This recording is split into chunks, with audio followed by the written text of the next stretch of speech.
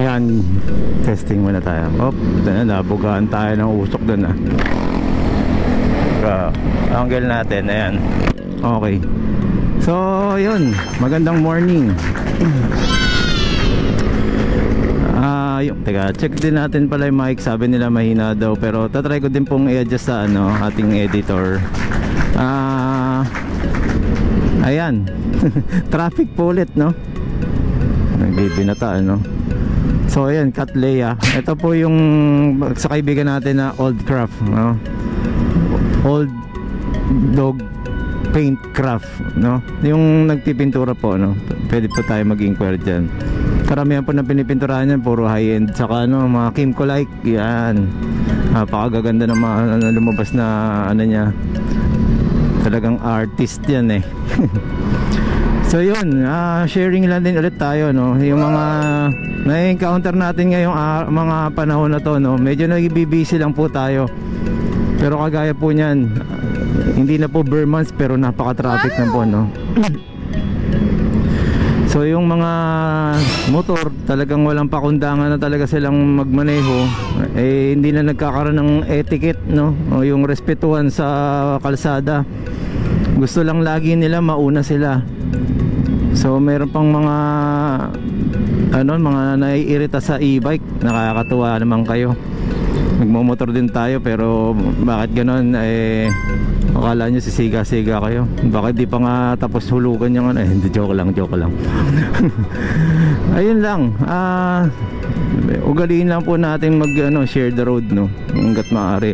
At wag makaabala sa likuran natin, no? Ayun lang naman po yun eh. Okay, check muna sa likod kung makakapasok. May tatawid dyan kasi may tawiran. So tandaan nyo po, pag mayroon kayo nakita pedestrian lane malayo pa lang, mag-minor na po kayo. Yung issue po ng e-bike na sumugod dun sa papuntang convenience store, grabe naman eh. Ang bilis-bilis, nakikita mo na yung bilis ng sasakyan, sinugod mo pa rin, di ba? Mali din naman yung Montero, bakit tinakbuhan, So yun lang yung aking mali doon, tinakbuhan niya. Tama naman yung niya, kaya lang dapat nag-minor pa rin ng konti kasi pedestrian yan eh, makikita naman eh. So parang makikita mo sa mga malapit sa eskwelahan, so may signage tayong makikita na mga bata or na tumatawid or tawiran o school zone, di ba, nakasulat. Ayun, nakikita niyo po yun nandun. Ewan ko, masyado yata malayo sa camera. Bicycle lane. So road signs tayo, tingnan natin. PUV no entry, public utility vehicle no entry daw, per private pwede. So one way nakalagay doon. No parking anytime, towaway zone. So yan yung mga dapat alam ninyo, kasi hindi pwedeng wala na nga kayo lisensya, hindi nyo pa alam, di ba? So nagkakadamay-damay tayo dito, guys.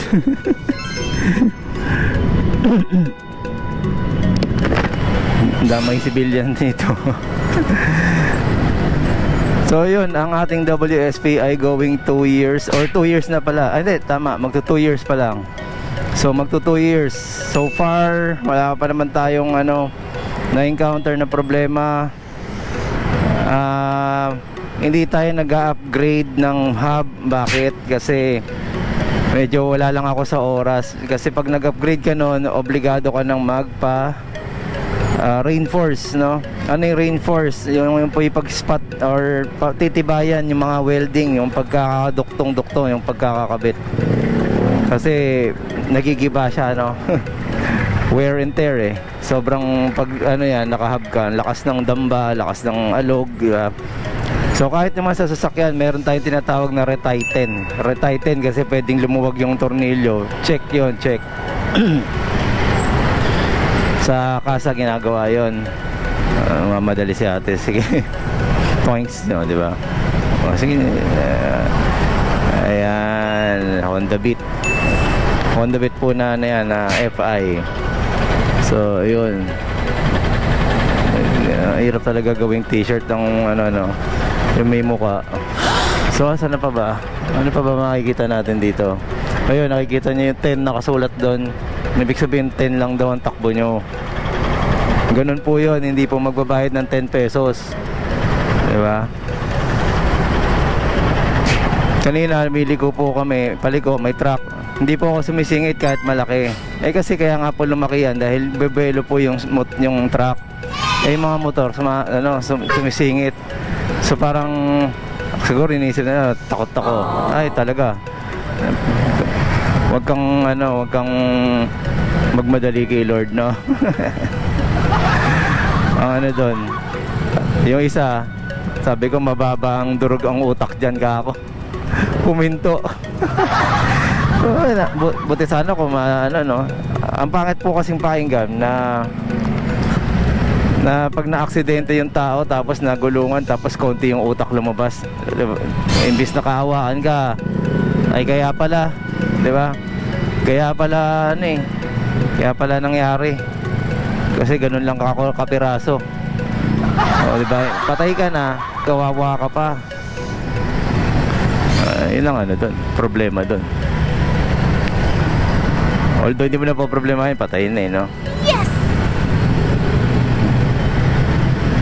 Pero lahat yan, hanggat kaya natin pong mag-ingat. Huwag po masyadong sugod ng sugod. Sa sasakyan na. Okay, so shoutout ulit tayo sa mga kaibigan natin dyan sa The Wasp Club, yan. Tapos yung mga bago nating kaibigan na nasa ibang mga brand, no. Ayan, shoutout sa inyo. Baka mapunta tayo ng Taytay pala. Itong week na to, try ko. Yes! Meron tayong inaay na e-bike, hindi pa tayo pinapatulog. So medyo hindi nga lang siya WSP. Kayo ba gusto niyo po bang makita yung pagpalit-palit ng e-bike para ma-review natin, no?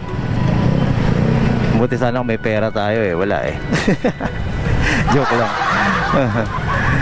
Sabi nga po kasi nila wag daw po sasabihin na ganun. Kasi kahit piso meron ka, so pera din yun, di ba? So ayun po yung mga guide or financial literacy. Be positive, be optimistic. Kailangan laban lang tayo. So dito pa rin tayo sa Mindanao Avenue. Paliko po tayo ng north, mga pa-north. So yun, meron pala nag-comment kung pwede daw ba sa EDSA. Lagi po tayo nasa EDSA, araw-araw po tayo nasa EDSA. Pero naka-complete gear tayo. Ano yung complete gear? Kahit pa paano naka-jacket tayo, naka-helmet, naka-gloves, diba? So naka-shoes. Shoes. Yan po hindi po kayo masisita kapag ganyan proper gear kayo. Pero pag checkpoint, syempre suminto kayo. Mas mali pa nga po yan, no? Naka-shorts.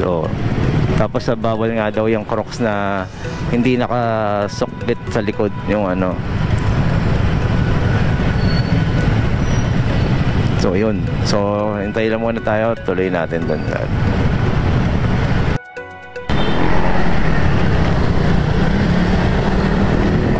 Ayan, so nakatawid na tayo.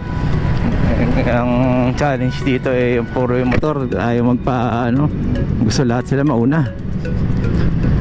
So shoutout din pala sa ating Suzuki Big Bikers Club of the Philippines. At mag-anibersaryo po tayo. Pagmimitingan po natin yan kung saan. Sa March natin gagawin yan. Okay, check. Classic yun diba ala ko. Okay, so ayan po. Traffic na naman, may bottleneck na naman po dito. So check tayo kung may road signs. Hanap tayo ng road signs, no? So ayan po, makikita nyo pagka kayo po ay may pupuntang lugar, tingin lang po kayo doon sa taas. Ayan po, Quezon City Hall, Quezon Avenue, Soler North. So dito daw po ang daan papuntang Quezon Avenue or kung pupunta kayo sa Soler North, although ang Soler North nandito po sa kanan lang. So pag kumana kayo, kakanan po ulit kayo. Isa pang kanan, no, di ba? So makikita niyo doon sa kabilang ano, yan po yung mga road signs, and then yan po yung mga direksyon, no. So saan daw ang Office of the Ombudsman? Ito daw po yung street. Yan po, nakalagay doon, Office of the Ombudsman. Yan. So dito tayo kasi baka may mga magtutulin. So depende po lagi sa ano yan, sa magiging sitwasyon, no. Gaya po niyan, maluwag yung kalsada. So anyone can do the the overtaking, no. Kaya dito tayo sa gilid. Ayun, may kapwa e-biker tayo dito. Tawag dyan TK10 nga ba yan? Or parang ganun, turtle. So ayun, yan, kita nyo ba? May taas ko, may pinakamatapang sa pusa na tumatawid na EDSA. So yan, may minor tayo kasi may tawiran dyan, pedestrian. Ayun, galing, nakalabas yung di ba? So tinan niya yung mga commuter, nasa labas na, nasa second lane na siya, guys. Ito ding traffic enforcer,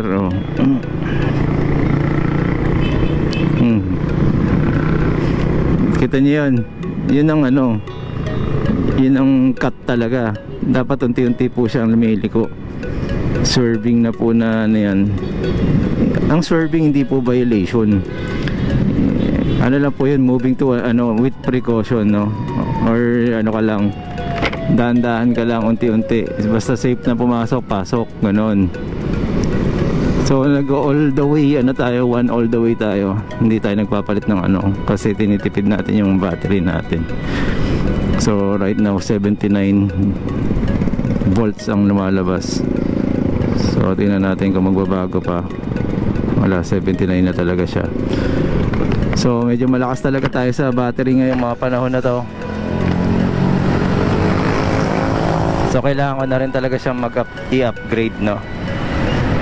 Dahil ako'y limitado sa aking pinupuntahan. Not unless meron charging station doon, okay lang po. Singit-singit muna tayo.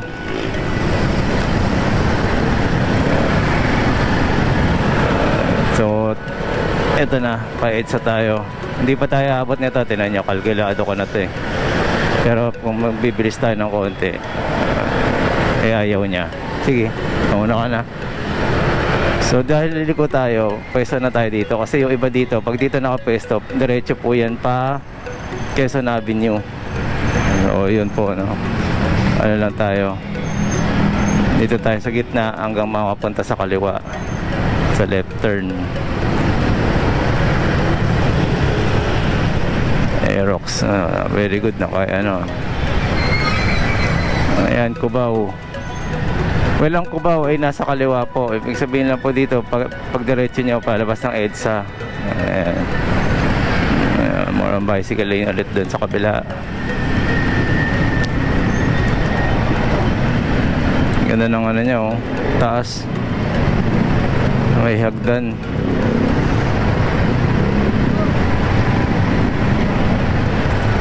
Tangkad.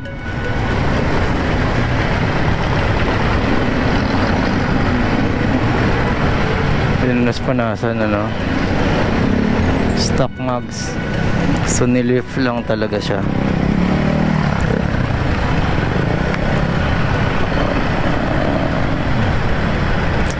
Tayo kasya, tayo. So sabi ko sa inyo, naliko tayo. So dapat unti-unti na tayo doon ng liko. Ayan, so pasok na tayo dito. May piso, kukunin ko ba? Yan, natin.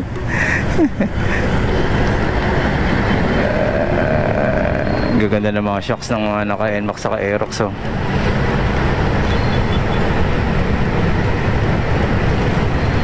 Yung setup niya, wala nang air filter. Maingay siguro. Naka-carbon lodi. Tapos naka-max na ganda rin yung shocks niya, oh.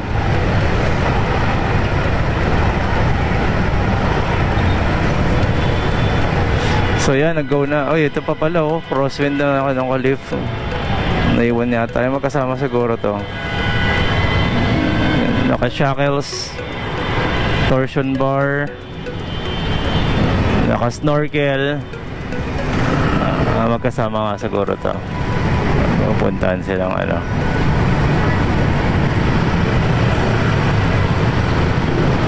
Ay nako, tagal. NMAX. Dahil nagpapa-change color ng NMAX ano. Ayun o, Vespa. Businahan ito mga to. Ayan na, EDSA po tayo guys, EDSA. Ano ang EDSA? Epifanio de los Santos Avenue. So yan, nakakuluchan natin guys. Gugutom tayo guys. Kailangan natin magkape guys. Makuluchan ko sa gutom. Ayan, tingnan nyo po yung tukbo natin. Baka sabihin, e-bike ka, nasa gitna ka. Bakit umaabot ba yung nasa likod? Di pa naman, di ba? Ayun, so dito na lang po muna tayo. At ano na, ipapark ko na to. Dito lang po tayo na kung may gusto pong umattend sa aming mga trainings, no, punta na kayo dito. Bigyan ko kayo ng schedule, meron tayo, okay? So okay, once again, Marvin Chua Motovlog po. Maraming salamat po. Salamat din po sa mga nag-subscribe. Subscribe, okay? Bulol pa, no?